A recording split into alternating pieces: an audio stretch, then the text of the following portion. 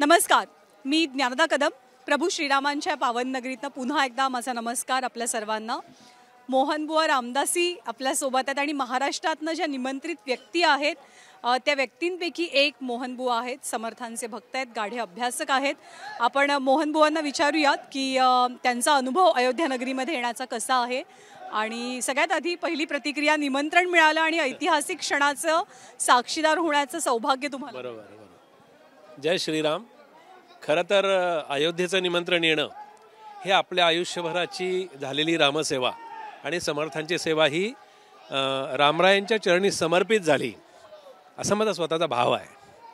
आणि इथे आल्यानंतर एवढा आनंद होतो की अनेक वर्षांची चाललेलं हे जे काही अयोध्येचं संघर्ष होता किंवा आंदोलन होतं आणि त्या आंदोलनाला उद्या 22 जानेवारीला या रामप्रतिष्ठेच्या माध्यमातून किंवा त्याच्या अनुषंगानं, त्या विधीनं, त्या कार्यक्रमानं ती खरं तर मला असं वाटतं की ते समर्थांचं जे स्वप्न होतं की रामकथा ब्रह्मांड भेदून पैलाड न्यावी, ते स्वप्न माझ्या दृष्टीनं मला असं वाटतं की उद्या ते स्वप्न होत आहे. आणि खरंच हिंदू राष्ट्राचं ते स्वप्न आहे की जे समर्थ 400 वर्षापूर्वी अखंड त्यांनी भ्रमंती केली आणि त्यावेळेला समर्थांच्या या अयोध्येचं वर्णन त्यांनी अनेक ठिकाणी केलं.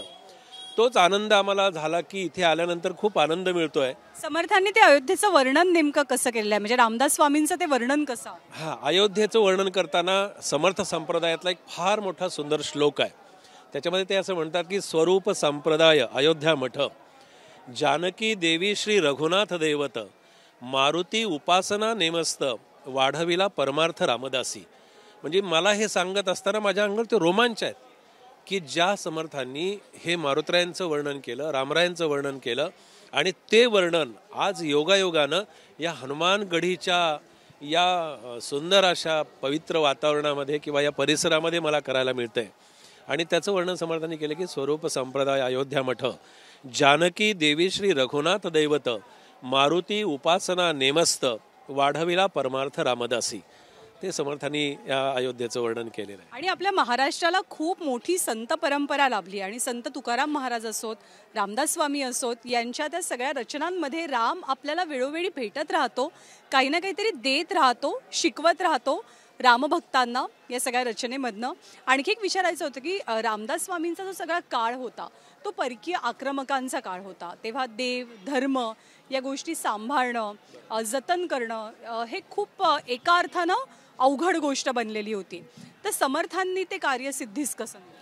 समर्थांनी मुळातच मला आता आणखीन एखादं सांगावं असं वाटतं की तो आठवण झाली, मला त्याचे स्मरण झालं की अयोध्येच्या रामाचं वर्णन समर्थांनी काय सुंदर करावं.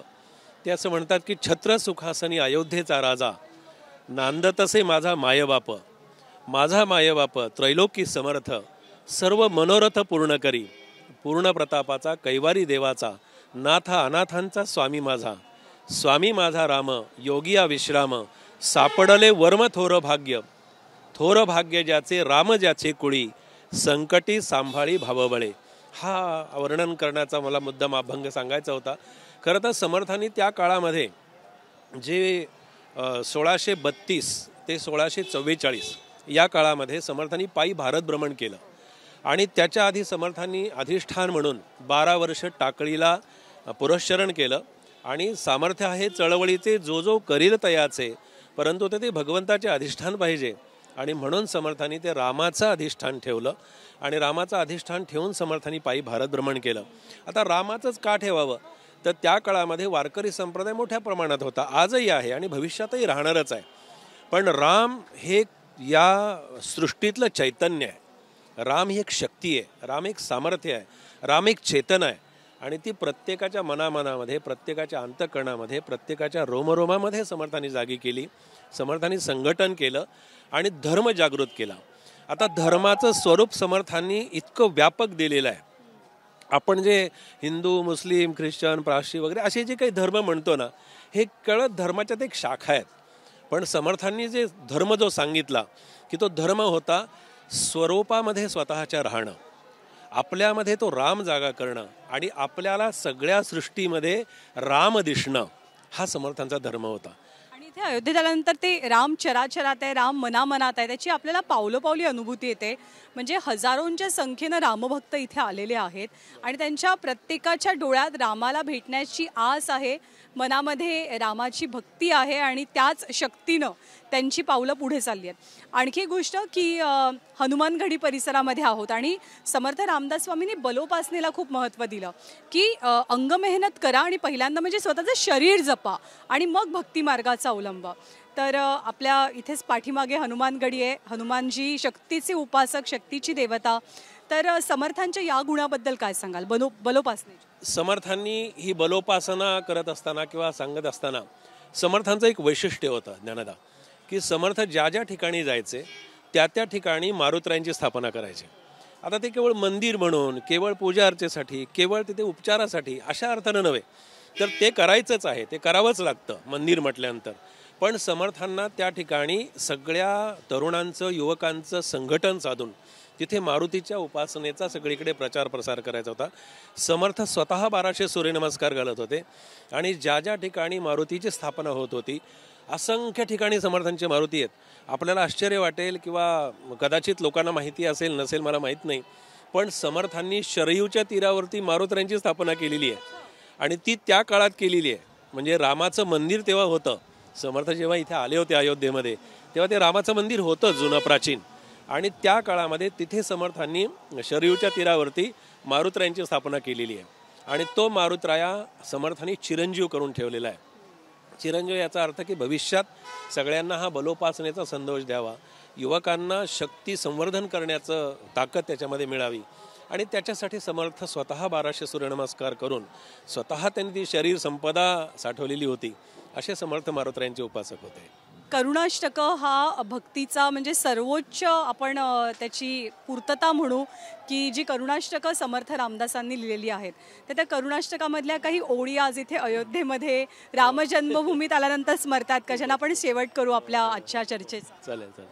समर्थांनी ती करुणाष्टक रचत असताना फार सुंदर म्हटलेली आहेत। अनुदिन अनुतापे तापलो राम राया, परम दीन दयाळा नीरसी मोह माया, अचपळ मन माझे नावरे आवरिता, तुझ विण शिण होतो धावरे धावाता।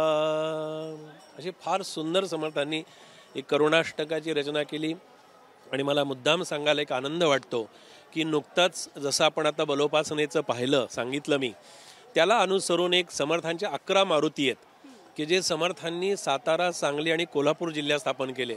त्याचं कारण असं होतं की छत्रपती शिवाजी महाराजांच्या कार्यासाठी त्या मंदिरांचा आणि त्या मठांचा उपयोग व्हावा, मारुती मंदिरामध्ये जे युवक येतील त्यांच्यासाठी काही संदेश द्यावा म्हणून समर्थांनी 11 मारुती स्थापन केले। आता त्या 11 मारुतीचं एक मी त्या पुस्तकाचं लिखाण केलेलं आहे, ते पुस्तक पूर्ण झालेलं आहे।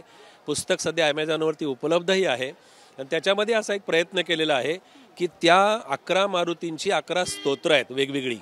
जसं भीमरूपी आपल्याला माहिती असतं, पण त्या भीमरूपीच्या बरोबरीनं समर्थांनी 11 मारुतींसाठी वेगवेगळी स्तोत्र रचलेली आहेत, ती मी त्याच्यात दिलेली आहेत।